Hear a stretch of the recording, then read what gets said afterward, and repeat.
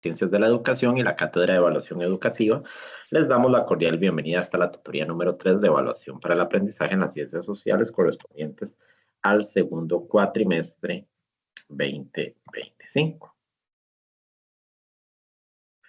Igual que en todas las tutorías, pues recordemos aplicar las normas de etiqueta, a favor tener el micrófono apagado, tener cuidado con él. La opción de video deshabilitada, cuando quieran realizar una consulta, quieran conversar, pues obviamente tienen derecho a activar la cámara si gustan para vernos y conversar acerca de lo que estén consultando. Igual que siempre la tutoría, pues me voy a permanecer un ratito conectado por si tienen algunas dudas de los trabajos que tienen que realizar. En este caso, el trabajo colaborativo. Como siempre, permiso para interrumpir en cualquier momento. Recuerden que yo no veo por lo general las manitas levantadas, entonces nada más interrumpan, activan el micrófono y con gusto aclaramos las dudas. Hoy tenemos dos temitas de qué es evaluación, repasar siempre lo que es el concepto, lo que va a predominar durante este curso, que es un poquito evaluación auténtica. Eso lo vimos en la tutoría 1, diferenciándolo de lo que era la evaluación tradicional. Vamos a hablar de técnicas para trabajar y desarrollar a nivel de aula y también instrumentos.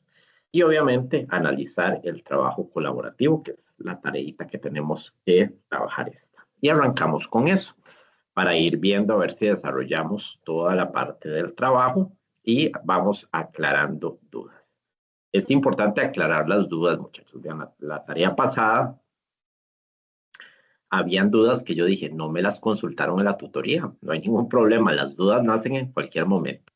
Pero una de las temáticas fue, por ejemplo, una infografía de 20 páginas. Me consultaba un estudiante, pues para mí una infografía es una o dos, que da como una presentación. Es que en ningún lado está estipulado que una infografía es de solo una página. ¿Por qué? Porque había mucha información, había muchas temáticas para poder tratar. Era como hacer, podría decirse entre comillas, si contamos la introducción, si contamos la conclusión, si contamos inclusive la portada, que en los trabajos no se cuenta, pero si la contamos, era como 15 infografías. Uno de ustedes me enseñó una infografía que llevaban y habían características de evaluación que podríamos separarlas en distintas diapositivas, distintas infografías. Entonces, esa es la dinámica. Lo que importante es que una infografía es una fuente de información. Información a través de grafías, información a través de imágenes. Entonces, era reforzar una temática, reforzar un título y que la imagen se reforzaba por ahí. Características, imágenes, conceptos y demás. Entonces, tratemos de ir aclarando las dudas de una vez en este momento, esta primera parte, las dudas de forma. Y más adelante, pues obviamente las dudas ya temáticas, si se me olvidó ahí comentarles algo, si vimos algo y ustedes quieren enfocarlo, pues igual, vamos a ir trabajando. Recordar que esta tarea, pues como lo indica, es del 30 de junio, o sea, empezamos hoy al 20 de julio. Como ya trabajamos 4 tareitas por cuatrimestre, entonces se nos extiende el tiempo de estas dos últimas tareas, porque son los temas más fuertes y son los temas que requieren mayor cuidado. La tarea colaborativa, en este caso el taller que vamos a planificar, es solo una planificación, no es practicar. Entonces, el planificar un taller, el trabajar en grupos, el coordinar reuniones, el coordinar información, nos va a llevar demasiado tiempo. Entonces, por eso, lo importante es trabajar desde el primer momento. Entonces, ya sabemos que este trabajo, pues, está enfocado a desarrollar una experiencia de aprendizaje utilizando tecnología de gran manera, buscando plataformas, medios digitales, apoyos, cómo realizarlo. Les sugerimos por ahí Canva, Genially, pero pueden utilizar alguna otra. Lo importante es que durante el proceso, pues, tengamos tiempo de explorar recursos, de trabajar en equipo, que es el desarrollo de habilidades blandas, el reto más importante que tienen en esta tarea, porque es realizar un trabajo como todos los que han realizado, pero los desarrollos de habilidades blandas, de comprensión, de comunicación, de trabajo en equipo, de un liderazgo positivo, la paciencia y demás, pues obviamente es lo que va a entrar en juego y eso es uno de los fines que buscan este tipo de trabajos. En la plataforma, en la unidad 3, encontramos una unidad didáctica, un material de apoyo elaborado por la compañera Laura Bustamante que viene ahí con varios links. Algunas veces no les funcionan los links, pues hay una carpeta con archivos y ahí esos archivos están todos los recursos necesarios que nos pueden enfocar y ayudar a realizar este trabajo. La tutoría, pues obviamente que les va a quedar grabada y que va a ser un recurso para consultar cualquier aspecto o cualquier aspecto colaboración. La conformación de los grupos. Para facilitar la colaboración y la comunicación en este taller se conformarán los grupos de trabajo aleatoriamente y estarán compuestos por 3 miembros. Por lo general puse cuatro para que muchas veces hay estudiantes que se retiran, muchas veces hay estudiantes que al miércoles no se han comunicado. Más adelante vamos a hablar de eso en la parte del foro de acuerdos y en la parte de las normas del trabajo. Entonces, siempre considero ponerlos en 4 para tener los 3 que necesitamos para los que no aparezcan, pues ahorita conversamos de eso. El foro de acuerdos es su aliado y ese foro de acuerdos es el que me va a indicar a mí qué tanto está avanzando en el grupo. Pueden hacer un grupo de WhatsApp, no está limitado, pero yo no evalúo un grupo de WhatsApp. Tuve una experiencia con otros grupos en cursos pasados que lo que me pasaban eran imágenes de los WhatsApp, de los chats que estaban ahí. Mi respuesta es, no le tomo validez. ¿Por qué? Porque lo oficial es el foro de acuerdos. Ya si ustedes se comunican ahí, pues igual todos los miembros del grupo, el grupo 1 está María Elena, Wagner, Errol y Julio. Si ese es el grupo A, y obviamente están en un grupo de WhatsApp, pero solo Errol me va a pasar la información en el foro de acuerdos, entonces para mí eso significaría que solo Errol está participando. Entonces es importante que estén ahí. Yo realicé tal cosa, yo busqué tal información. Más adelante nos vamos a enfocar un poquitito más en ese foro de acuerdos. Por lo tanto, es fundamental que registren en él todos los comentarios, acuerdos y desacuerdos para ser utilizado como evidencia en caso de apelaciones respecto al aporte y participación de los miembros de equipos en los trabajos colaborativos. Yo estoy en desacuerdo porque Errol se dedicó en toda, Errol distribuyó las tareas a su gusto sin tomar mi parecer. Entonces, eso lo ponen en el foro de acuerdos, entonces yo digo, este grupo no está funcionando bien. Entonces, todo lo positivo, todos los acuerdos, todos los desacuerdos ahí se mantienen, se anotan. ¿Para qué? Para que después no me digan, si se ganaron un 70 en el trabajo colaborativo, un 7, no me digan, es que la culpa es de María Elena, porque ella no respetó tal cosa. Entonces mi respuesta va a ser, no, la culpa es de todos, porque en el foro de acuerdos no me manifestaron problemas. Muchas veces queremos externar situaciones que nos pasan y en los trabajos colaborativos ocurre mucho, pero mi respuesta siempre es, en el foro de acuerdos yo vi que trabajaron normal. Punto. Si mi grupo A, Julio, nunca participó, y no lo incluí en la portada y después Julio apela, entonces mi respuesta va a ser, considero a Julio en el trabajo, porque en el foro de acuerdos nunca vi que dijeran Julio no se ha reportado. Esa es la idea del foro de acuerdos. El que ustedes me reflejen la situación. Pongámonos como si estuviéramos en una clase. Esta es una educación a distancia, pero si estuviéramos en clase, ¿qué dirían ustedes? Profe, X compañero no está participando. Eso es el foro de acuerdos. Profe, yo voy a hacer tal cosa. Eso es el foro de acuerdos. El manifestar el paso a paso del trabajo. Su participación en el foro inicia con una presentación, nombre completo, saludando a las personas participantes del grupo. Hola, mi nombre es Alejandro y estoy a su disposición a partir de este momento. Ya con eso, yo ya me estoy reportando y cumpliendo con la primera parte.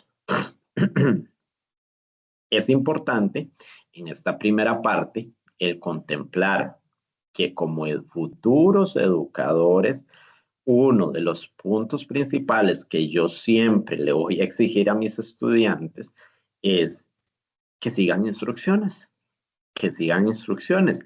Pero también es el hecho de que hay que predicar con el ejemplo, muchachos. Entonces, si yo no sigo las instrucciones que están en el foro, si yo no sigo las instrucciones que están en la tarea, si yo no sigo las instrucciones que Alejandro les mandó por el chat interno, pues obviamente estamos fallando. Es exactamente como si yo les dijera, chicos, en un salón de clase, chicos, resuelvan esta guía basados en este documento y de 20 minutos después un estudiante no haya iniciado. O nada más lo tenía ahí abierto leyendo, pero no está contestando. Entonces yo le diría, ok, mala calificación porque no me seguiste instrucciones, pues aquí es lo mismo. Yo sé que a veces los trabajos, tenemos 4, 5 cursos, 3, que estamos trabajando en el mismo momento y todos tienen sus fechas, todas tienen su complicación. Hay cursos muy fuertes, otros son más livianitos, pero uno cuando matricula no se da cuenta qué tan pesado es llevar una carga académica de este tipo y más por el nivel en el que estamos. Entonces, yo no puedo exigir o adelantar o no respetar las instrucciones que están. Instrucciones que se les pasó por el chat, que están en las orientaciones. El estudiante número 1 tiene derecho a 3 días para reportarse en el grupo. Entonces, lunes, martes y miércoles es el periodo de esperar que todos nos comuniquemos. Prácticamente nuestra labor de estos primeros 3 días es presentarnos y decirnos, hola, mi nombre es Alejandro y estoy para servirles, punto. El miércoles me pueden poner ahí, ya se reportó Alejandro, ya se reportó Errol, ya se reportó Wagner, punto, ya estamos el grupo completo. Ahora sí, chiquillos, organicémonos. ¿Qué les parece si hacemos una reunión hoy a las 7 de la noche o mañana jueves a las 7 de la noche? Ok, Wagner no se ha reportado. Entonces ya yo cojo el teléfono, llamo a Wagner, le digo qué pasa. Entonces ya me dice no voy a participar de esta asignación. Entonces comunico a los demás. Entonces ya los que estaban reportados les digo muchachos pueden iniciar ya el proceso ya que el compañero no va a participar. Pero eso lo puedo hacer hasta miércoles. Alejandro presentó la primera tarea, la segunda era la infografía, no tuvo tiempo, pero todavía tengo oportunidad de pasar el curso porque era un 20%, todavía tengo un 8% posible de ganar. Entonces no presenté la segunda, entonces no puedo, yo Alejandro no puedo decir, no voy a participar de la tercera, no puedo. Entonces no nos podemos fundamentar o basar en esos aspectos. Igual me han ocurrido casos de estudiantes que el trabajo colaborativo era el último, no participaron en la tarea 1, 2 y 3 y aún así perdían el curso, pero participaron en la última tarea solo para llevar la experiencia del trabajo que había que hacer, para valorarlo para el siguiente cuatrimestre, a ver qué tan duro era. Ha ocurrido el caso. Entonces no podemos descartar a un estudiante. Entonces, reitero, esperen al miércoles y asignen o distribuyan trabajos a partir de ese momento, a partir del miércoles. Miércoles me reportan los faltantes, miércoles con muchísimo gusto yo empiezo a comunicarme con los que no y ya jueves definimos. También es el hecho de que si en el grupo 1 Wagner y Errol son los únicos que se reportaron, en el grupo 2 Noilin y Marielena fueron los únicos que se reportaron, puede que yo tome la decisión de los unifico como el grupo A los 4 para que tengan todos la misma carga de trabajo.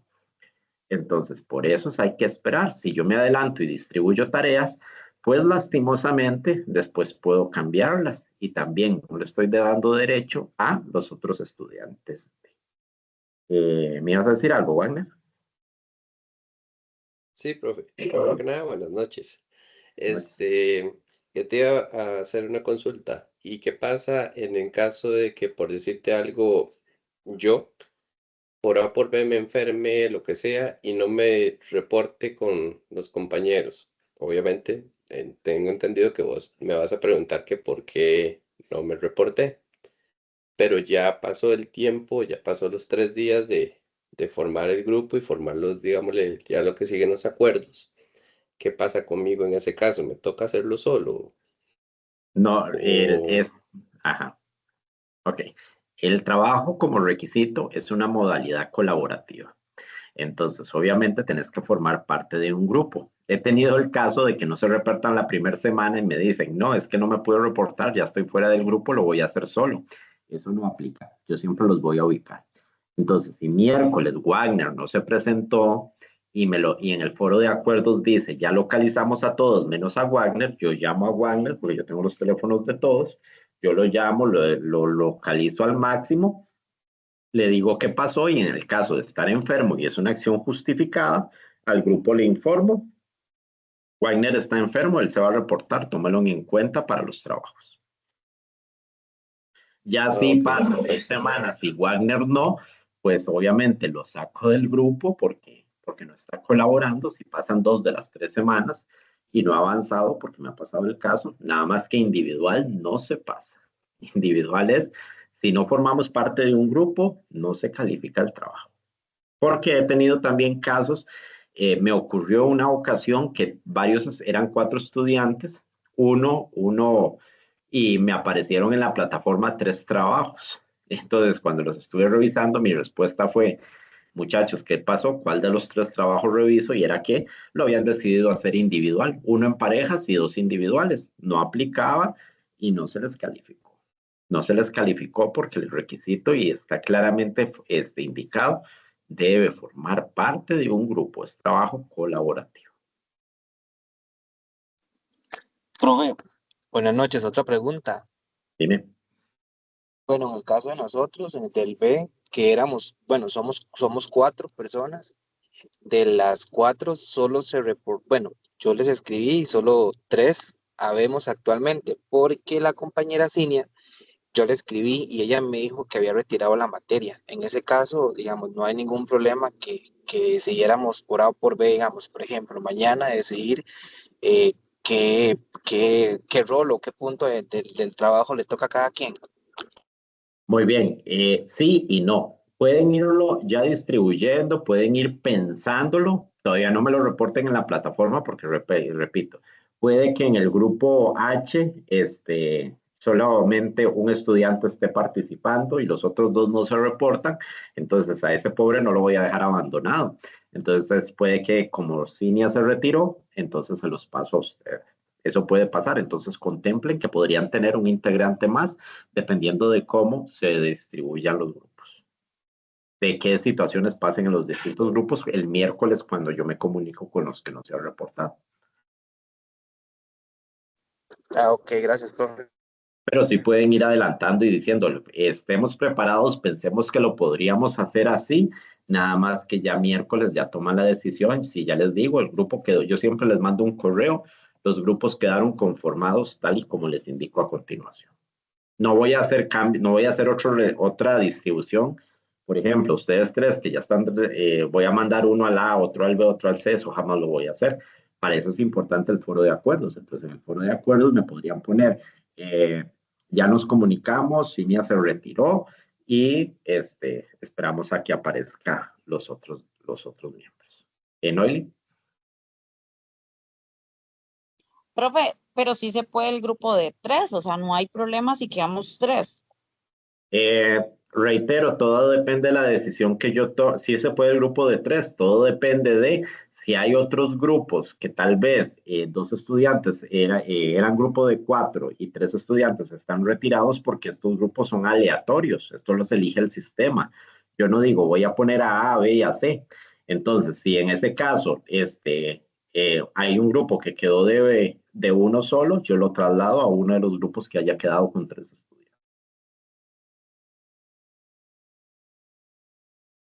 Para que lo tengan presente. Por eso les digo, hay que respetar. No me quiere bajar la manita por aquello, entonces ya me quedó clara la duda. Ajá. Sí, digamos, tenemos que tener presente, chiquillos, que, reitero, una de las cosas que tenemos que cumplir son las indicaciones que dice. Las indicaciones que dice. Imagínense que la orientación diga que debían realizar una infografía de 20, yo les mando un correo, no, la quiero de 40. Entonces ustedes obviamente se van a molestar y me van a decir, no, profe, es que ahí dice 20 y tiene que hacerlo de 20. Y tal vez era de 20 y se borró un 0 y aparecen solo 2 páginas. Entonces dicen, ay no, ahí decía 2, no puede corregirlo porque la orientación ya está establecida.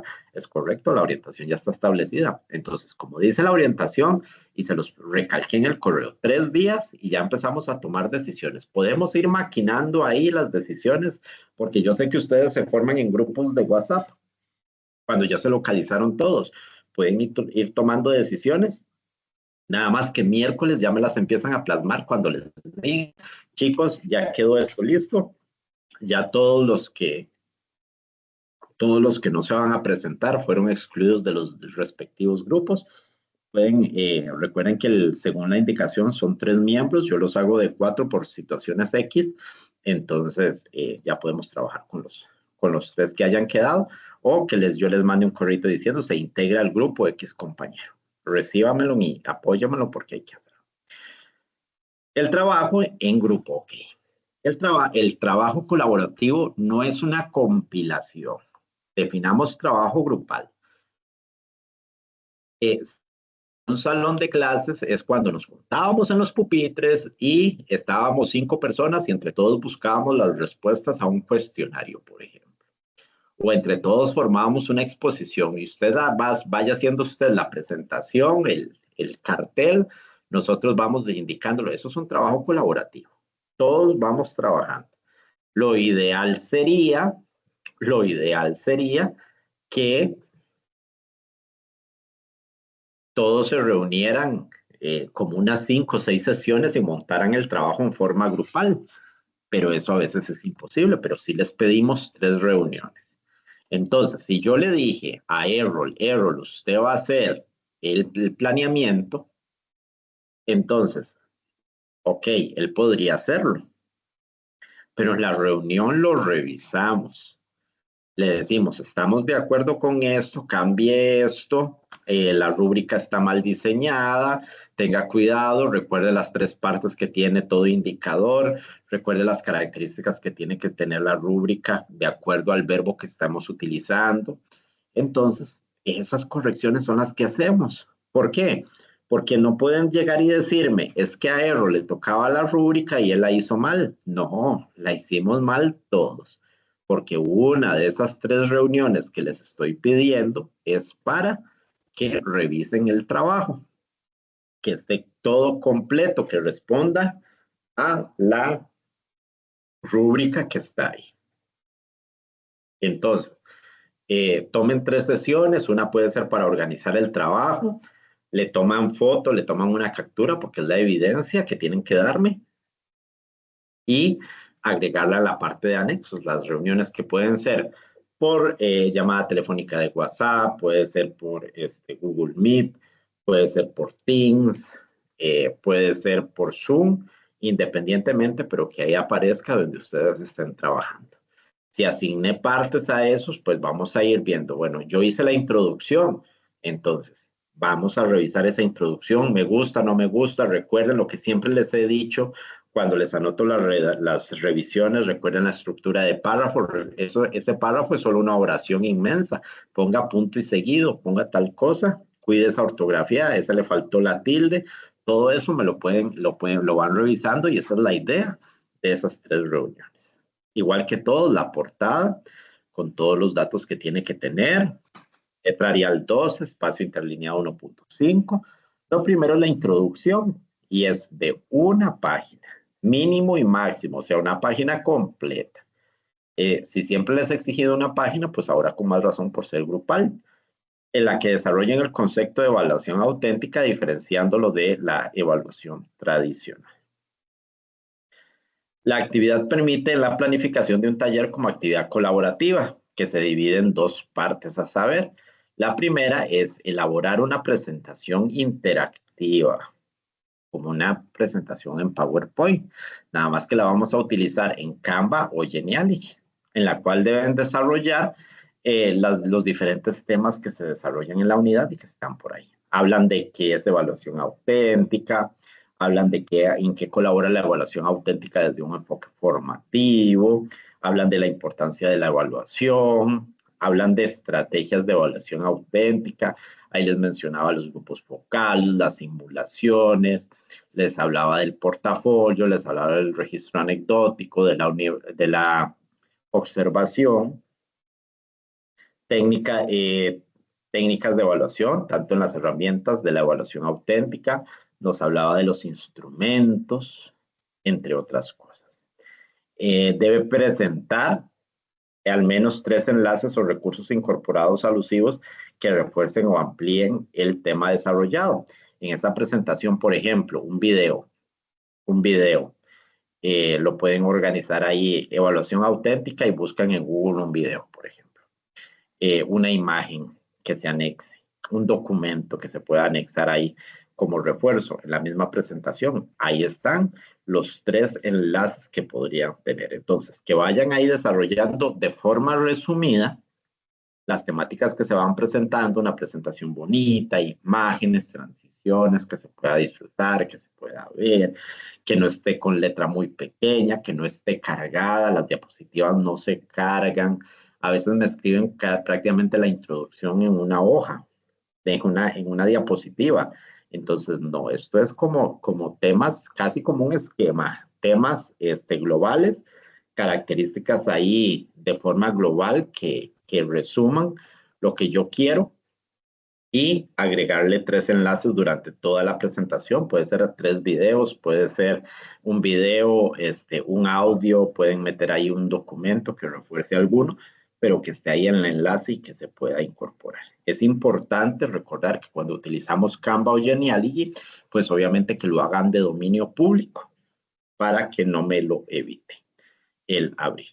En el trabajo escrito deberán agregar como anexo las capturas de pantalla donde se ve la elaboración de esa, exactamente lo que hicieron con la infografía, que tenían que ponerme ahí 3 capturitas donde ustedes están trabajando supuestamente en Canva o en Genially, y la aportan al final del trabajo, que serían 3 imágenes de la elaboración de la Canva y 3 imágenes de las reuniones.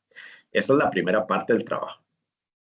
Una presentación tipo PowerPoint en Canva o en Genially de una manera global, con 3 recursos interactivos que estén por ahí o enlaces para acceder a otros sitios. Esa es la primera parte. En la segunda ya nos vamos a ir a un taller. Entonces ustedes toman el programa de estudios sociales de tercer ciclo de educación diversificada, eligen un aprendizaje esperado y van a desarrollar un taller. Entonces, aquí que vamos a trabajar, el desarrollo de la evaluación, el cómo planificar, el cómo incorporar la evaluación en ese proceso. Este taller deberá estar dirigido a futuros docentes de estudios sociales que comprendan y puedan aplicar la evaluación auténtica en sus aulas. Deben cubrir las temáticas que hemos estudiado desde la definición y características de la evaluación auténtica hasta la elaboración de rúbricas y matrices de valoración. Considere ejemplos y actividades prácticas que permitan a los participantes aplicar los conocimientos de manera significativa. Entonces, en las estrategias de mediación, pues obviamente vamos a incorporar las técnicas que se estén trabajando. Voy a hacer un grupo focal voy a hacer un debate, voy a hacer una entrevista, voy a hacer una simulación, voy a hacer un estudio de casos. De ahí voy tomando algunos de ellos y obviamente recuerden que todo debe ser respaldado con alguno. Entonces ahí es donde metemos los instrumentos que yo vaya a realizar. En esa planificación del taller, pues vamos a decir título del taller, un título conciso y atractivo con base al objetivo de aprendizaje que tomé del programa de estudio. ¿A quién va dirigido el taller? Recuerde que decía que era para personas o futuros docentes de estudios sociales. El taller tiene que tener una duración, entonces ustedes calculan cuántas sesiones se haría, depende de materiales necesarios, los recursos que necesitan para el taller, metodología, cómo lo van a trabajar, con exposiciones, con actividades grupales, con debates, con grupos focales, con estudios de caso, cuáles van a utilizar y cómo los van a utilizar. La estructura del taller es para el paso a paso, las actividades que yo voy a realizar, la evaluación, cómo evaluarán el aprendizaje de los participantes en el taller, recursos adicionales, incorporen cualquier recurso adicional que consideren relevante para el taller, bibliografía, sitios web. Ok, les traduzco toda esta parte. Mi taller podría ser estrategias didácticas para desarrollar el tema de la conquista. El objetivo de aprendizaje, voy y busco la conquista. ¿Cuál objetivo se me aplica en el programa de estudio acerca de la conquista? Población meta, docentes de estudios sociales, profesores, docentes de estudios sociales, perdón, o estudiantes de estudios sociales. Duración del taller, 4 sesiones de 2 horas cada una. Materiales necesarios, material escrito, material interactivo, mencionan y cómo lo utilizaría. Proyector, Teams, si lo voy a hacer virtual, ahí pueden ver, el taller va a ser virtual.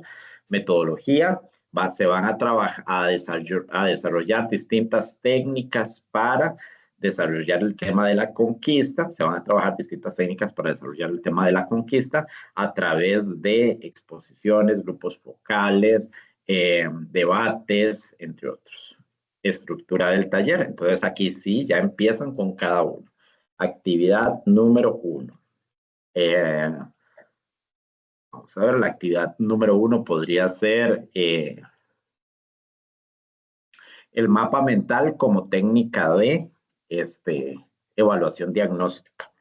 Entonces, explican cómo desarrollarían el proceso de la colonia a través de un mapa mental. Explican el paso a paso. ¿Cómo les van a decir a los estudiantes? Bueno, vamos a construir un mapa mental acerca de la colonia y cómo quieren ustedes que se desarrolle eso, qué materiales van a utilizar, qué enfoque le darían, y ustedes arman en su mente redactado ese mapa conceptual, cómo lo quieren, cuál es el paso a paso para hacerlo y cuál es el resultado esperado. Entonces, vean que estamos ahí trabajando el tema de la conquista, que está en el programa de estudios. Estamos trabajando el tema del taller, que es una estrategia, y la primera que elaboré, el mapa conceptual. Y eso ya es prácticamente para la mitad de la primera sesión. Entonces, el segundo podría ser, estamos con la conquista, con la conquista. Entonces, el segundo podría ser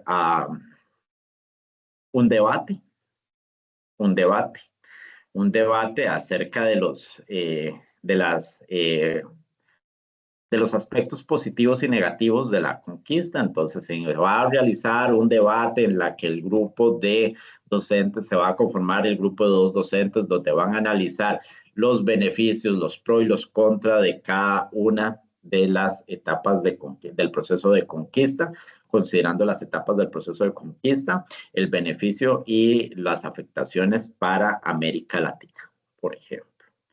Entonces, estructuran, explican el paso a paso, cómo organizarían ese debate, qué personajes se ocupan en el debate, quién va a ser el moderador, cómo va a estar estructurado, a través de cuáles preguntas se podrían hacer, y explican el paso a paso de ese debate. Ya tenemos la primera sesión. Yo, Alejandro, dije que eran 4 sesiones. Si lo veo muy pesado, hago 3 y en cada una hago 2 técnicas de desarrollo. ¿Cómo voy a evaluar el taller? Lo voy a evaluar a través de una rúbrica en la que se van a ir estableciendo cada una de las partes que establecieron, como el mapa mental, lo voy a calificar en un indicador de esa rúbrica, el debate en otro, el grupo focal de la sesión 2 en otro, la simulación en el otro, el estudio de casos en el otro, en el taller 3, y cierro con instrumentos de evaluación en el taller 3. Entonces, ese paso a paso es cómo pienso yo o imagino cómo me van a estructurar eso. Es un trabajito grande, muchachos. Por eso es que es colaborativo.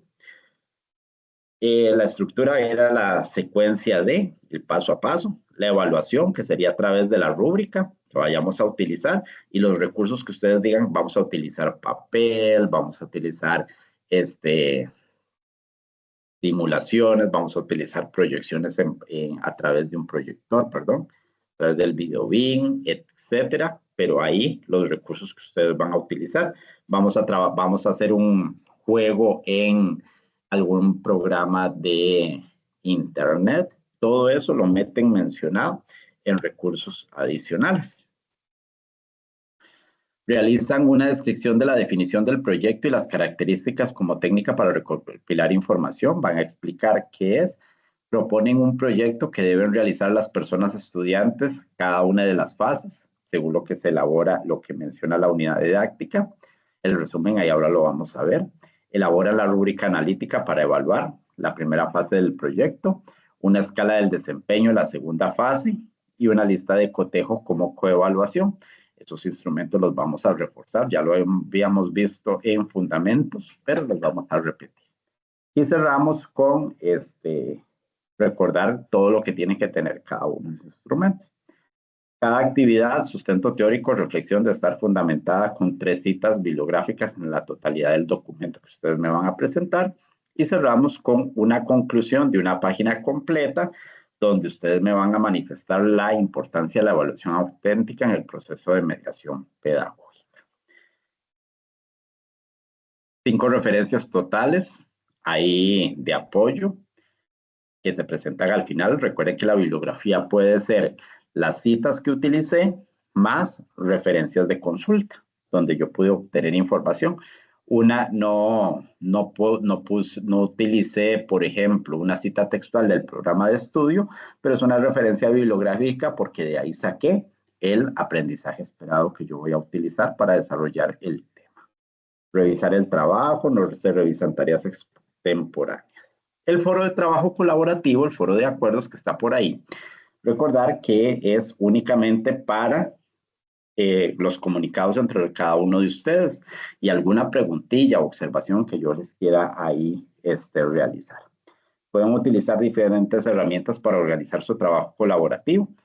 Pueden utilizar, se han utilizado, por ejemplo, un wiki, se ha utilizado un Google, un documento de Google, o, reitero, pues ahí lo van metiendo en Word, lo van anexando la parte que va desarrollando cada uno y cómo lo van a ir socializando. Repasan todos los videos que están ahí en la unidad introductoria acerca de lo que es un trabajo colaborativo y cómo se desarrolla. Y recuerden que es indispensable que se presente en el espacio más tardar el segundo día para ya en el tercero tomar decisiones, que es cuando yo me comunico con ustedes, con los que nos han presentado.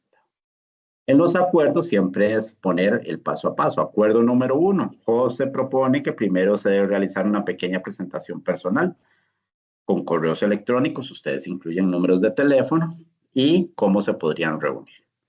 Julio dijo que se encargará de elaborar la portada. Virginia dijo que iba a buscar información, pero María José complementó y buscaba otros textos. Graciela propone abrir un documento en Google Drive o en algún medio de. Todo eso, acuerdo 4. Laura propone que 5 días antes se va a revisar el trabajo en una reunión extraordinaria que se va a dar.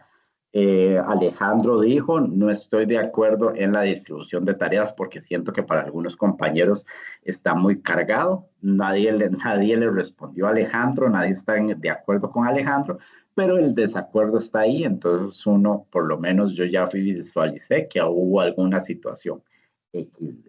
Cuando hay una situación problema en los trabajos colaborativos, yo los reúno Entonces, si Julio se quejó de que Alejandro no participó, entonces yo no voy a excluir a Alejandro, sino hago una reunión con todos y ahora sí, cuénteme qué está pasando para que lo tengan presente.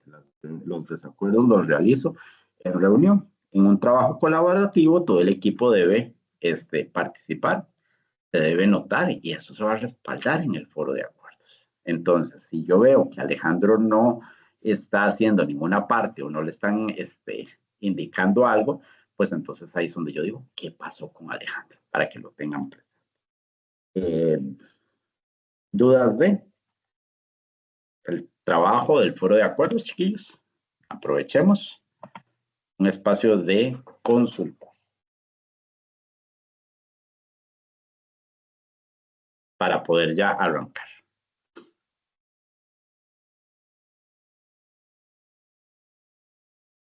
A mí me queda todo claro, profe, gracias. Perfecto.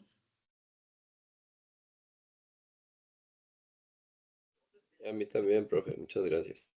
Muy bien, chiquillos. Entonces arranco igual, ya saben que cordialmente invitados a cualquier duda que tengan. Igual vamos a avanzar. Es una tutoría, considero que es un poco grandecita. La vez pasada en instrumentos y demás duramos 3 horas, no se me olvida con los que estuvieron conmigo, hicimos la tutoría de 3 horas. Si me atraso un poquito, pues voy a tratar pero si me atraso un poquitito, ahí ya saben que tienen la libertad de salir porque ahí queda grabada o me acompañan hasta el final, hasta que cerremos. Evaluación. Bueno, la evaluación auténtica, nos acordábamos de que existían 2 procesos, la evaluación tradicional y la evaluación auténtica. En la evaluación tradicional hablábamos, por ejemplo, cuando vimos la diferencia entre evaluación del y para el aprendizaje, de una evaluación del aprendizaje, donde nosotros decíamos que se evaluaba cuando ya estaba todo el proceso. La evaluación auténtica era la evaluación para el aprendizaje, porque íbamos trabajando la evaluación durante el caminito, porque si yo encontraba en ese camino una grieta, me obliga a detenerme. Si un árbol se cayó en ese camino, pues yo tengo que esperar que se habilite la ruta para continuar. Eso era la evaluación del aprendizaje. Entonces, esto nos lleva a que ese es el tipo de evaluación auténtica que queremos. Que la evaluación sea un proceso que si yo voy acá y aquí me estanqué, entonces cuando yo considero que ya la mayoría del grupo y ojalá todo haya tenido esa parte, entonces sigo avanzando poquito a poquito y sigo reforzando lo pasado. Esa fue mi toma de decisiones, por eso era una evaluación. ¿Por qué relacionamos, y es parte de las preguntas que está esto, con la evaluación formativa? Porque recordemos, la evaluación diagnóstica es el antes de iniciar el tema, donde yo analizo los aprendizajes necesarios que debe tener la persona estudiante para poder arrancar o definir la línea de donde yo arranco. Que no sea ni muy anticipada ni muy atrás, sino donde la mayoría de los estudiantes están. Y me permite identificar esas lagunitas que están por ahí para yo poder en la evaluación formativa, que es la más larga porque es todo el proceso de donde yo empiezo el tema hasta donde ya digo voy a hacer la evaluación sumativa, entonces vamos paso a paso. Por eso es importante en esa evaluación formativa, que es todo el proceso, yo ir sacando evaluaciones durante ese proceso. Porque si la dejaba para el final, que se convertía en una evaluación del aprendizaje, que se convertía en una evaluación tradicional, que se convertía en una evaluación sumativa, pues ahí es donde yo voy a decir, ya para qué y cómo resuelvo tanto. Si mi evaluación tenía 8 espacios evaluativos durante el proceso, yo lo dejo para el final. ¿Qué pasa si la grieta fue en la primera evaluación que yo tenía que haber realizado? Entonces es importante ir con ese paso a paso. ¿Por qué? Porque recordemos que todo se busca que cada uno de los aprendizajes esperados que el estudiante está desarrollando, pues sea basado para una futura resolución de problemas que se le van a presentar en la vida. En esas actividades del día, en esas actividades semanales, en esas actividades que yo vaya a realizar en un futuro. Entonces, esos conocimientos que me van a permitir resolver problemas que están presentes en la vida cotidiana es lo que me va a permitir decir, pues sí ocurre una evaluación auténtica. ¿Por qué? Porque hay un producto que hay que desarrollar, hay un producto esperado y es ese conocimiento básico que el estudiante va a tener.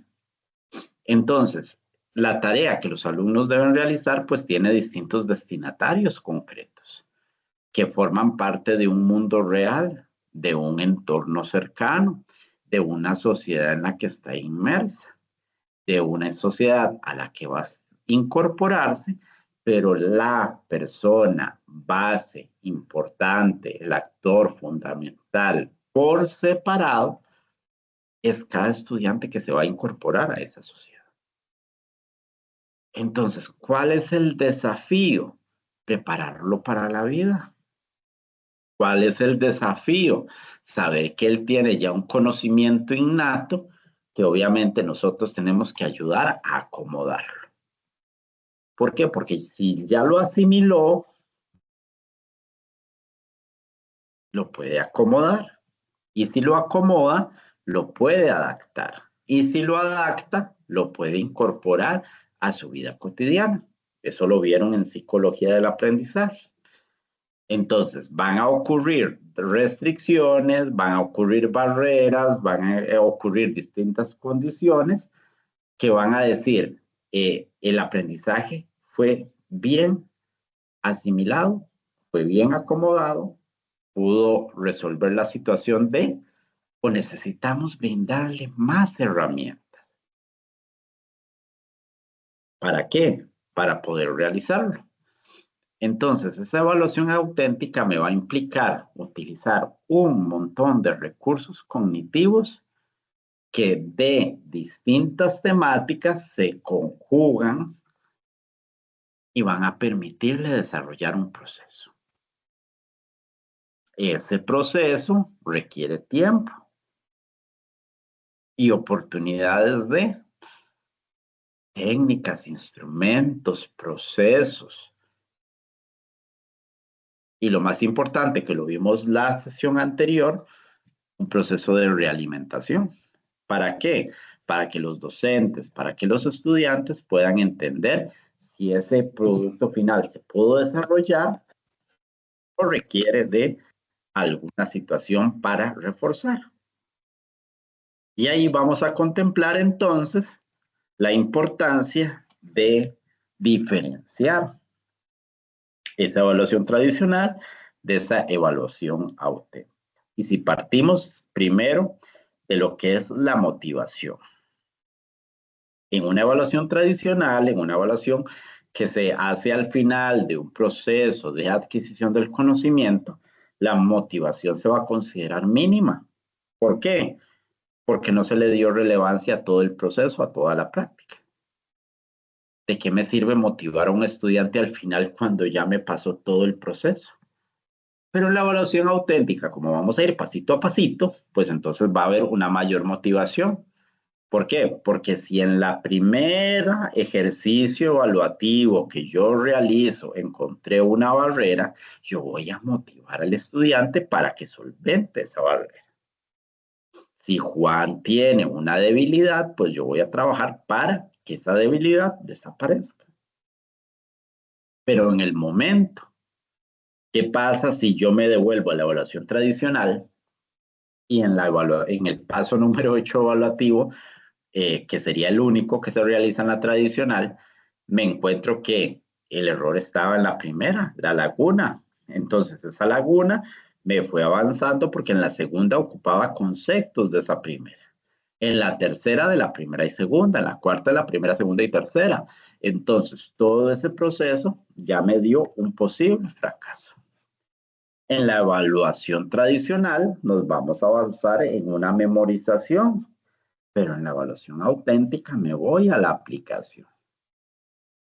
En la evaluación tradicional me voy a ir a toda la información necesaria para solventar, pero en la evaluación auténtica, ¿cómo lo voy solventando paso a paso?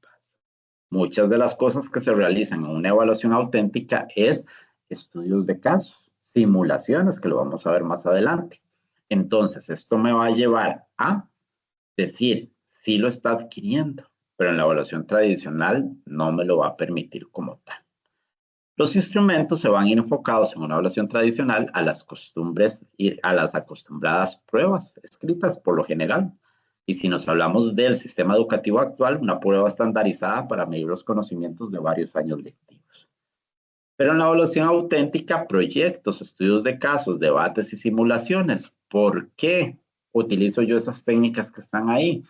Porque me permiten brindarles casos de la vida real, situaciones específicas que ellos apliquen cómo resolverlo utilizando los conocimientos que están.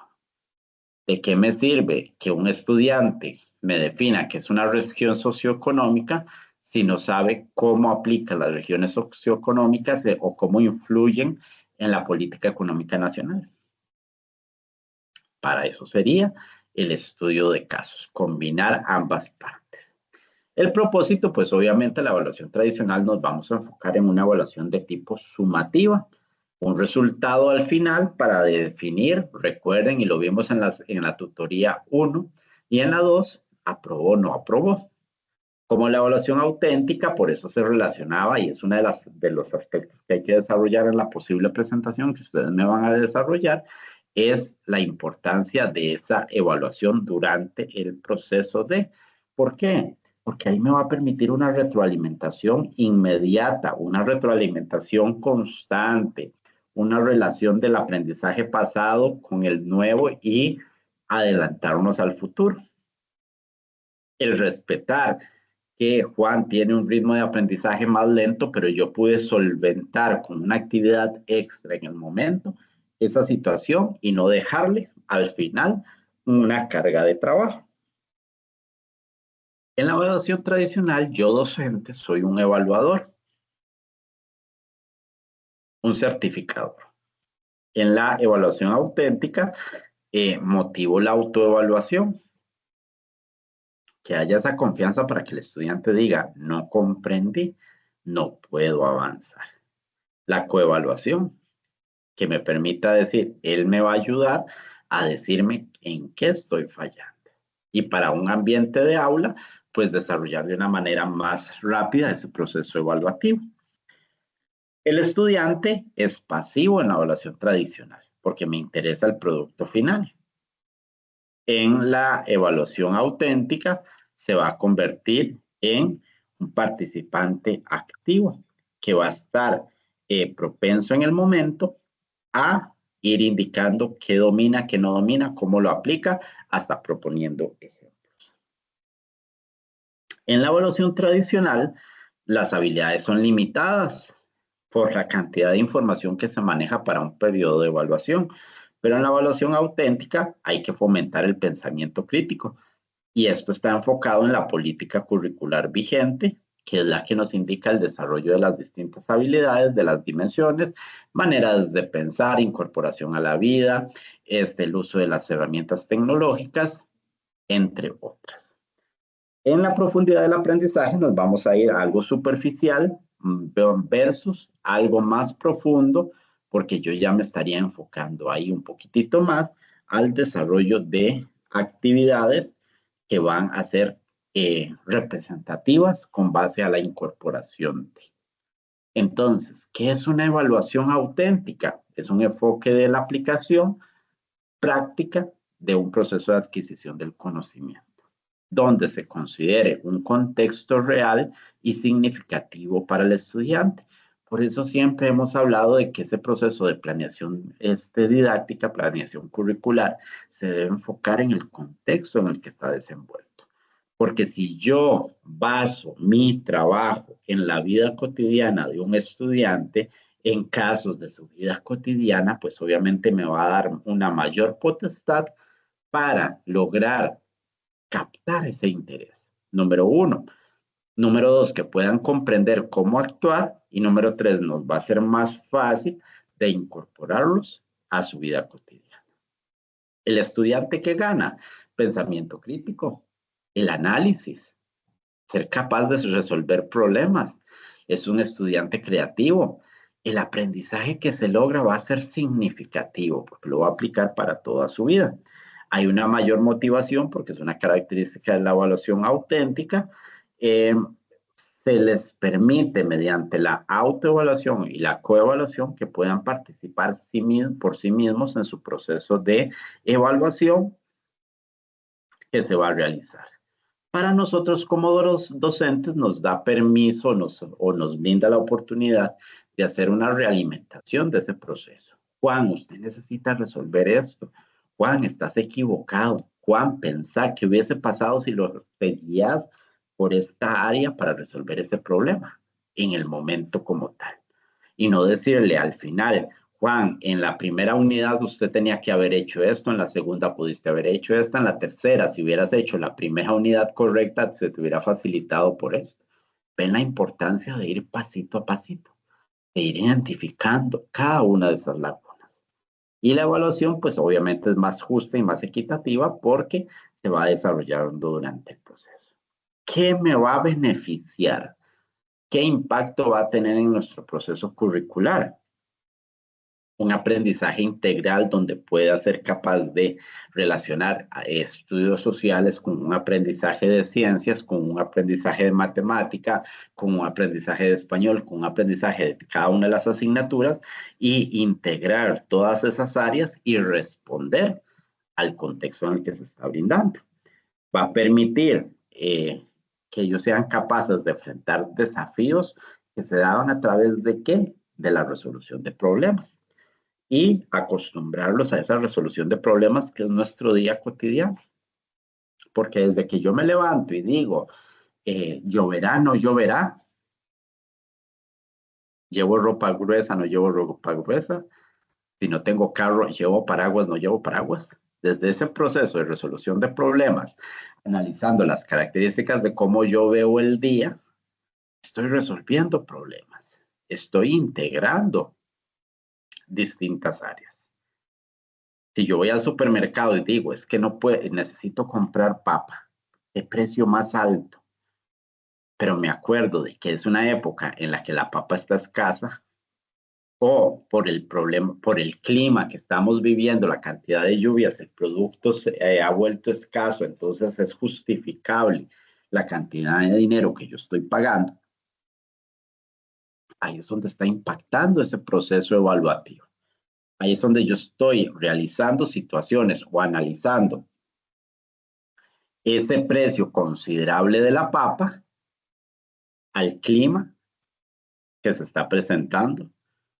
Estoy en la parte económica, la parte de competencia.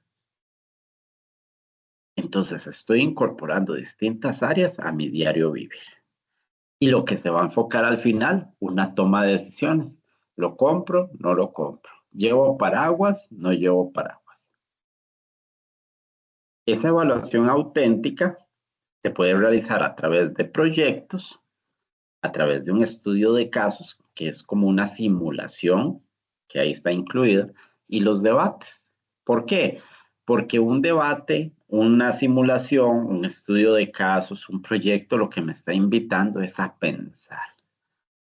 Y ese pensamiento crítico que yo voy a desarrollar en ese momento, me va a permitir después decir, ay, mira, eso lo vi en su momento, eso lo incorporé en una situación personal. Voy y me preparo para la vida. Entonces, cerrando, ¿qué es más beneficiosa la evaluación auténtica que la evaluación tradicional? ¿Por qué? Porque es vencer la parte memorización versus aplicación. Formativo versus sumativo. Uniforme versus personalizado. ¿Qué espero yo que es más beneficioso para un estudiante? Personalizado porque comprendo las características de cada uno y sé cuáles son sus fortalezas y debilidades. Formativo porque le estoy evaluando a ese estudiante individual todo el proceso. y ejecución o aplicación, porque le estoy a través de estudios de casos lo estoy preparando para la vida a la que se va a incorporar. Entonces, para ello, vamos a recurrir a técnicas de evaluación que me van a ayudar a mí a desarrollar el tema. Son esas herramientas. Técnica, el proceso. Vamos a pensar en el proceso, en la parte metodológica. Entonces, ¿qué actividades puedo yo convertir en atractivas y que puedan generar un impacto para el desarrollo del conocimiento? Eso es lo que tenemos que pensar cuando yo tomo una técnica. No es que Alejandro en el tema número 1 vio un debate y como le funcionó el debate, vamos a hacer un debate para el clima, vamos a hacer un debate para las regiones socioeconómicas, vamos a hacer un debate para las formas de relieve, porque me funcionó el debate en Costa Rica Liberal. No es una receta.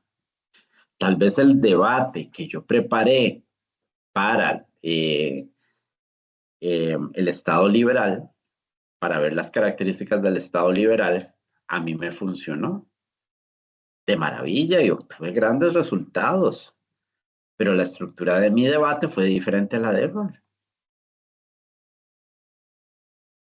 Y María Elena pudo haber dicho, mira, yo hice una simulación y le fue súper mejor.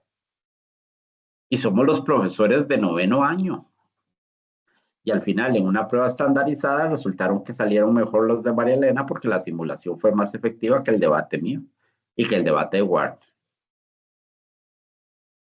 Entonces, ahí es donde yo tengo que aprender que a Juan le funcionó un estudio de casos. Sí, mira, entonces yo voy a hacer un estudio de casos y a mí no me va a funcionar. No, porque todos somos diferentes. Entonces, utilicemos variedad. Pensemos en esa técnica que yo voy a utilizar, porque no es utilizarla por utilizarla, sino es cómo yo voy a hacer que esa técnica se combine con una resolución. El registro anecdótico como primera técnica es una técnica, y esto lo vimos en fundamentos, de tipo generalizado. ¿Por qué? Porque el registro anecdótico lo que estoy midiendo son características. Yo no lo veo casi como técnica, yo lo veo por lo general como un instrumento. ¿Por qué como un instrumento? Porque esto lo utilizo para ir viendo el avance que tiene un estudiante. ¿Qué debo poner yo en eso? Formato ideal, día, fecha y hora. ¿Qué ocurrió? Y las observaciones que yo tengo que tener. Como todo, tiene que tener su encabezado, las instrucciones de llenado, por si es un instrumento que utilizo yo, por ejemplo, en primaria con varios docentes, y que piense siempre que es un instrumento individual, porque si este es el instrumento de Alejandro, toda la información que aquí se va a detallar es de Alejandro. Y vamos a hablar de la fecha, de la hora, de los sucesos significativos y de la observación. El evento que está sirviendo de. Puedo meter ahí aspectos socioafectivos y aspectos cognitivos. ¿Qué encontré yo? ¿Qué deficiencia encontré? Pero también es un registro anecdótico, porque no le voy a meter una fortaleza. Porque esas fortalezas, si resulta ser que Alejandro se pensionó, que Alejandro se incapacitó y llega Juan a sustituirlo, entonces aquí dice, ay, mira las fortalezas que tiene Juan. Mira, si yo uso esta fortaleza, aquí hay una laguna, aquí tiene una debilidad. Entonces yo utilizo esa fortaleza para convertir esa debilidad en una nueva fortaleza. No es poner, Juan no domina los periodos de conquista. ¿Por qué? Detallémoslo un poquitito más.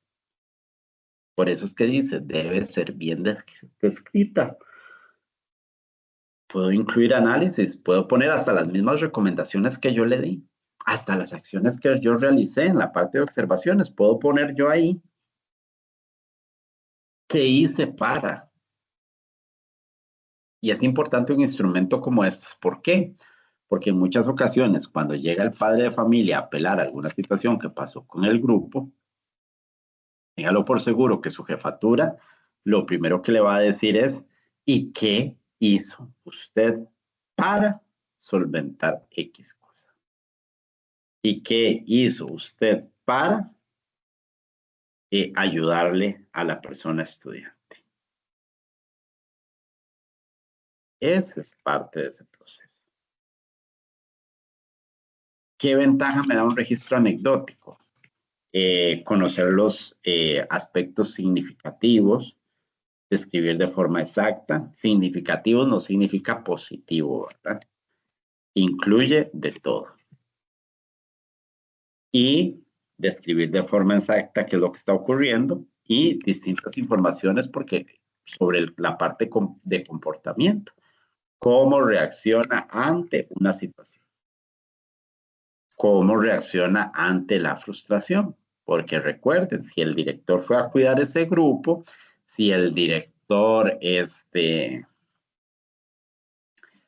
necesita solventar alguna situación, pues obviamente ahí tiene algo que lo pueda ocurrir.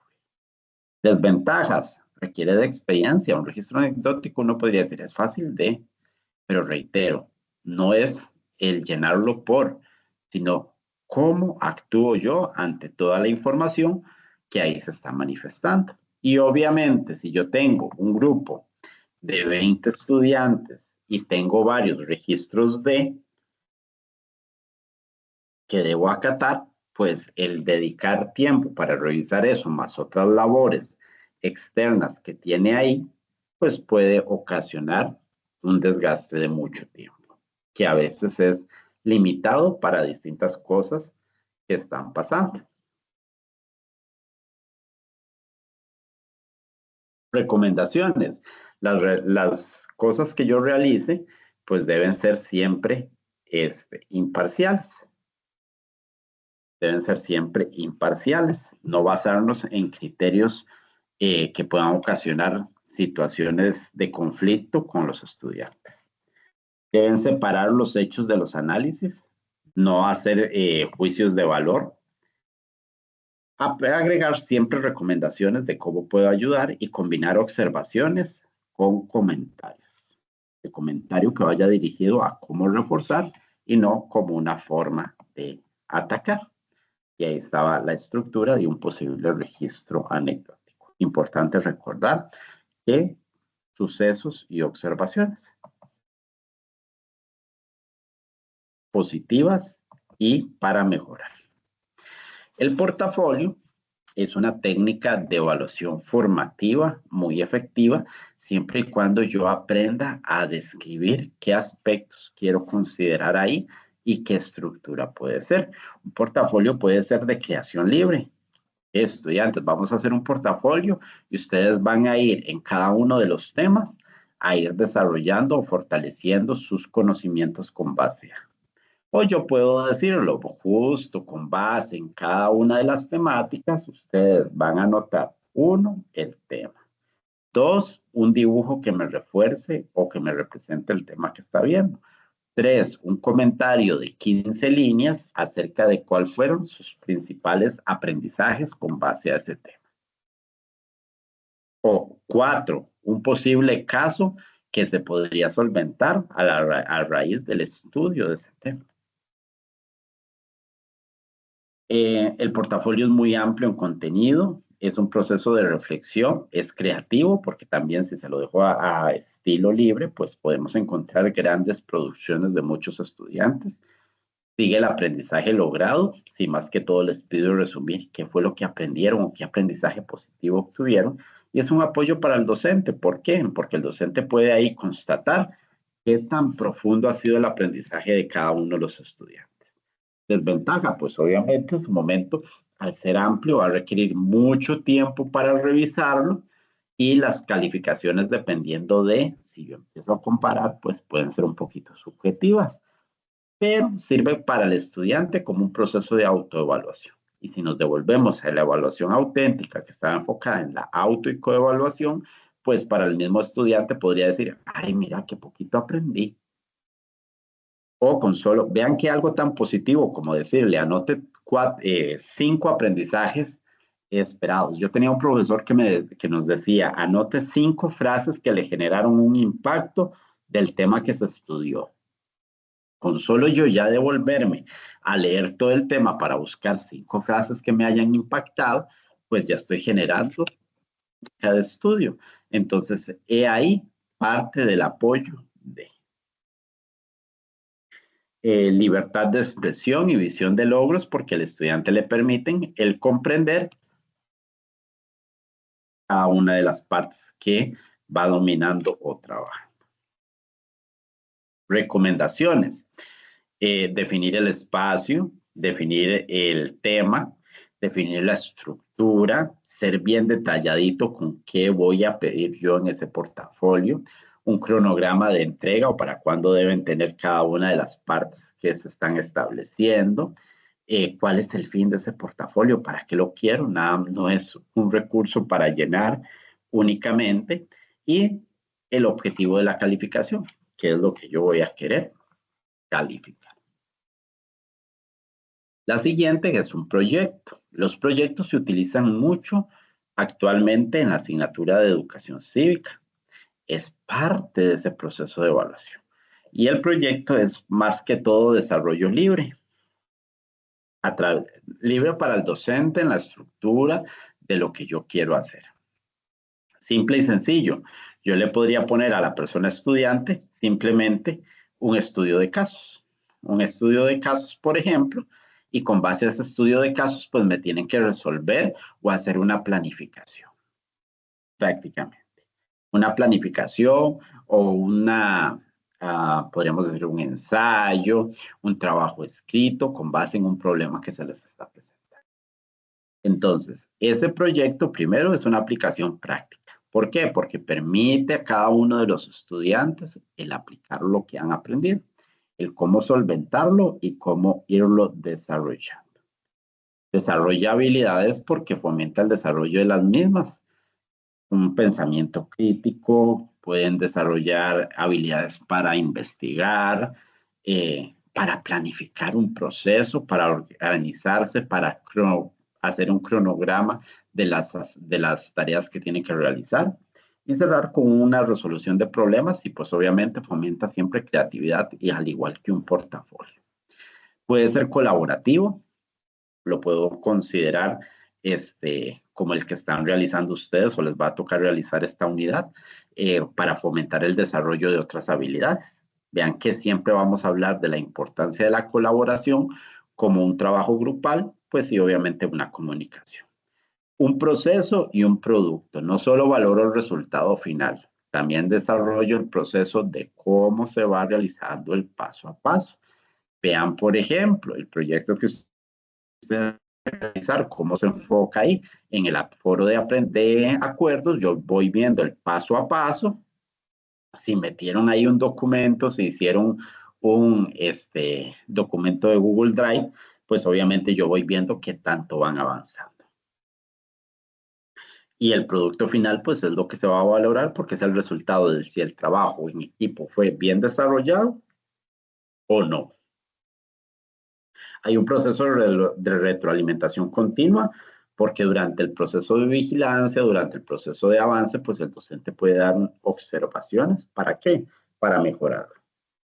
Si yo en un periodo de 6 meses en educación cívica tengo que realizar, los voy a poner a realizar un proyecto y se va a ir enfocando en cada una de las temáticas que yo voy realizando, pues obviamente eso me va a permitir diciendo, chicos, preséntenme un avance.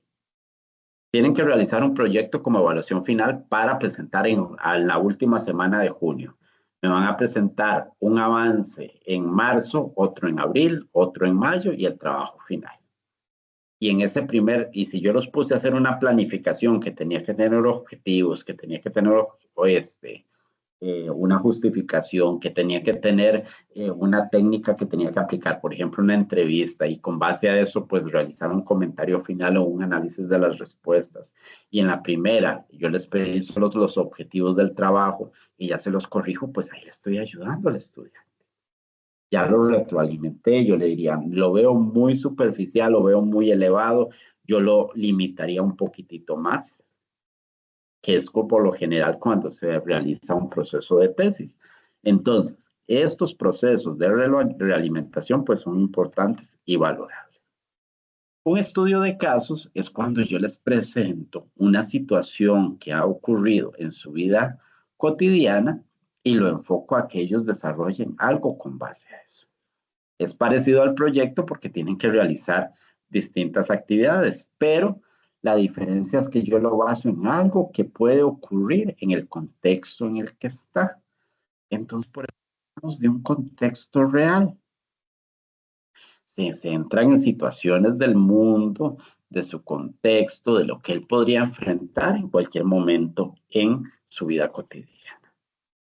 El análisis, pues obviamente va a ser un análisis exhaustivo, un análisis detallado de cómo se fue resolviendo cada uno de esos. Entonces, les va a permitir al estudiante explorar, les va a permitir al estudiante indagar un poquitito más, les va a permitir al estudiante autoformarse. ¿Para qué? Para poder dar respuesta. Una simple pregunta de un caso que se le está presentando, podríamos encontrar en un grupo 30 respuestas diferentes y fundamentadas de gran manera, que uno dice, mira, ¿cómo podrían ellos solucionar? Y tal vez yo tenía un enfoque que solamente un 25% del grupo se basó en el enfoque que yo tenía pensado que él iba a estudiar, que él iba a responder.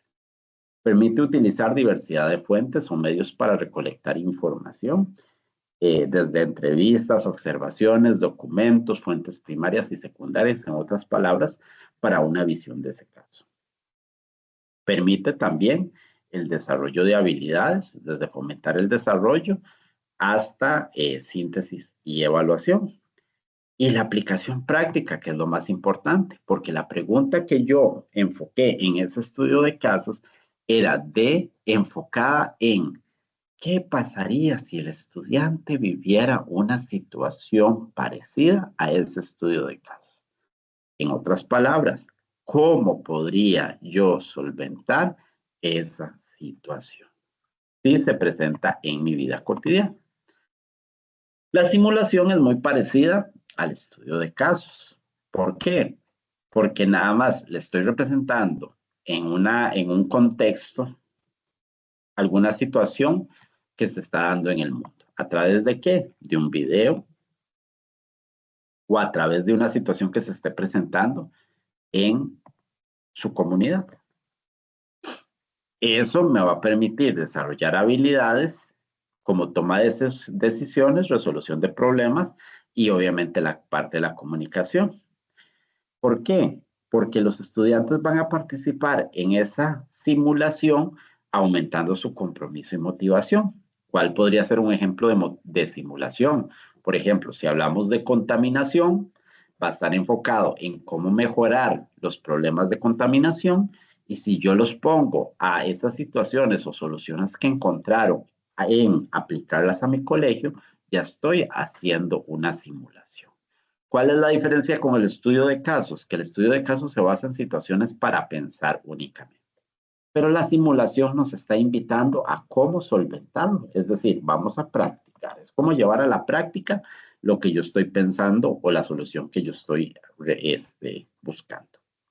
Me aplica una proceso de retroalimentación inmediata porque yo les puedo aconsejar en el momento. Deberías enfocarlo hacia tal tema.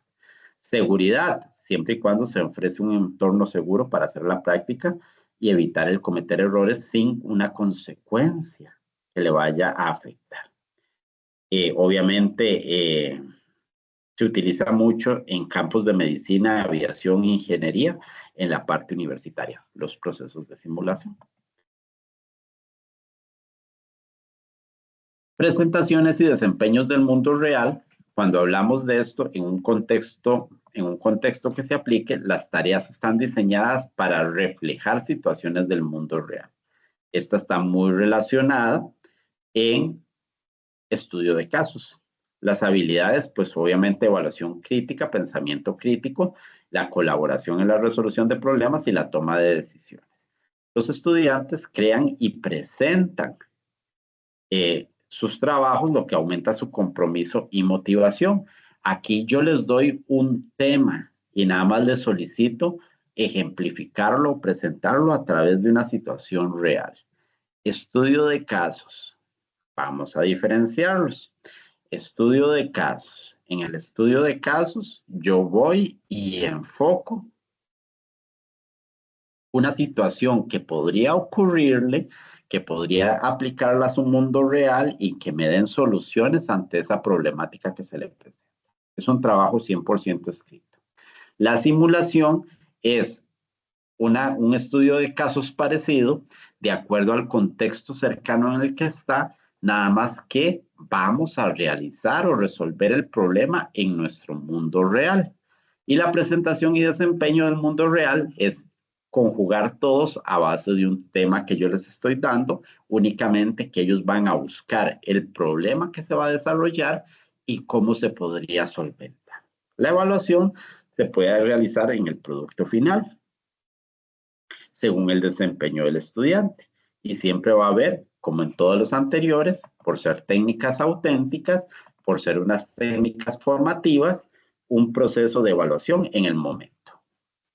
Si ustedes ven la similitud de las tres y esta cuarta que nos falta, todo se va a llevar a cabo a través de una evaluación de tipo formativa en el momento. Y recuerden que si era evaluación formativa, es una evaluación para el aprendizaje. Y si era una evaluación para el aprendizaje, estamos hablando de evaluación auténtica porque es en el momento en el que se está desarrollando.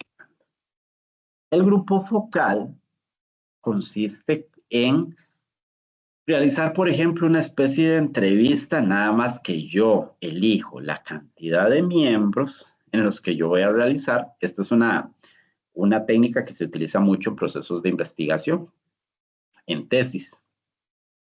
Yo elijo la cantidad de personas, las características de esas personas que podrían ser por el lugar donde viven, podría ser por la edad en la que manejan, podría ser por la asignatura, si hablamos de universidades podría ser por la carrera. Yo podría decir, voy a hacer una investigación de las estrategias utilizadas por los docentes de estudios sociales. Mi grupo focal, ¿quién sería? Los docentes de estudios sociales de X colegio. Y lo voy a hacer bien detallado. De X circuito, entonces yo invito a un profesor de cada colegio del circuito. De la Dirección Regional de Cartago, invito a profesores de los 8 circuitos de Cartago que hay. Eso es un grupo focal. ¿Qué característica similar maneja este grupo focal? Todos son profesores de estudios sociales. En mi colegio voy a hacer una investigación o un trabajo acerca de los problemas de convivencia que se están realizando en los estudiantes de quinto año.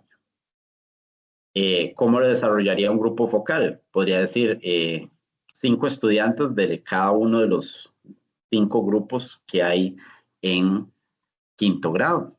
O sea, tomé 25 grupos, 25 estudiantes. ¿Qué voy a realizar yo con esos estudiantes para que sea un grupo focal? Una entrevista, una conversación acerca de preguntas generadoras. Tomo 5 preguntas y yo les empiezo a preguntar a ellos cuáles son, por ejemplo, los problemas de convivencia que se están desarrollando en los estudiantes. Y ahí escucho. Voy tomando apuntes y voy generando ahí mi registro de ese grupo focal. ¿Cuáles son las posibles causas a ese problema de convivencia? Me dan las respuestas. ¿Por qué? Si es de mi colegio, tomé muestras parecidas de todos los grupos, porque los problemas de convivencia pueden ser generalizados en el mismo colegio o pueden ser diferentes en cada grupo. Entonces es importante enfocar distintos temas o problemas que estén afectando. ¿Cuáles son acciones que usted propondría para mejorar la convivencia de esos grupos? Y ahora sí, un grupo focal siempre tiene un fin. Voy a realizar un trabajo para mejorar la convivencia de esos grupos. ¿Es parecido a la entrevista? Sí, porque las entrevistas yo voy y enfoco y le digo al estudiante una serie de preguntas específicas. ¿Cuál es la diferencia con un grupo focal? Que yo lo hago casi como un conversatorio. Por eso dice, reúne a un grupo de personas para discutir un tema específico. Las entrevistas las analizo individual. El grupo focal yo lo desarrollo en el momento. Permite explorar con profundidad pensamientos y sentimientos del entrevistado en un tema específico. Pero si me voy al grupo focal, es una variedad de opiniones. La entrevista me permite revisarla en el momento y analizar solo un punto de vista. El grupo focal, voy a escuchar un montón de respuestas, hablemos de mi grupo focal, que eran 25 estudiantes, y entonces obviamente eran posibles 25 opiniones que se van a ir desarrollando durante ese momento. Y pueden ser actividades grupales o individuales. En ambas partes se van a desarrollar, nada más que el grupo focal es un momento más específico y una cantidad de reuniones. Yo en el grupo focal puedo establecer desde una sesión a varias sesiones. Estas serían las técnicas que ustedes podrían incorporar en su propuesta que tienen que realizarme esta vez. Pueden hablar de cómo con el tema que ustedes van a desarrollar pueden crear un grupo focal, busquen un tema que sea muy rico y fácil de desarrollar y que permita establecer el uso de distintas. No venía el debate como tal, pero puedo incluir un debate. Pueden incluir otras técnicas. Lo importante es que ustedes me establezcan cuál es el uso que se le va a dar a esas técnicas y cómo podrían beneficiarme con base al tema en el que están dando.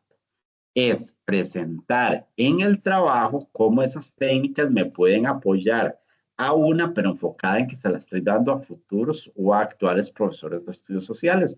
Entonces, estaríamos haciendo casi como una simulación de clase, nada más que vamos a ir trabajando con cuáles son los beneficios de utilizar esas técnicas y cómo podríamos desarrollarlas con el tema que yo haya elegido. El instrumento de evaluación, pues obviamente, siempre debe estar presente. ¿Por qué? Porque era el que me permitía recopilar evidencias de ese proceso. El poder establecer cómo podría yo desarrollar actividades que me colaboren a tener una evidencia de que el proceso se realizó, a tener un resultado de que me benefició. Al poder darle una respuesta al docente, al estudiante, perdón, a mi jefatura o inclusive a los padres de familia de cómo de qué fue lo que pasó, de por qué este estudiante tiene esa calificación, de cuáles fueron las debilidades que se encontraron y tal vez ya después mostrarles una evidencia de qué hice para solventar eso. Repasamos algunas de las básicas. La prueba escrita, no me voy a enfocar, como en el cuatrimestre pasado, explicarles todos los ítems, porque eso ya lo vimos, pero vemos un repasito así global de las características que tenía. Este es el instrumento mayormente utilizado. ¿Por qué? Porque se realiza al final y lo que me permite o ayuda es a certificar en sí el dominio junto con otros componentes. En secundaria, los porcentajes por las pruebas escritas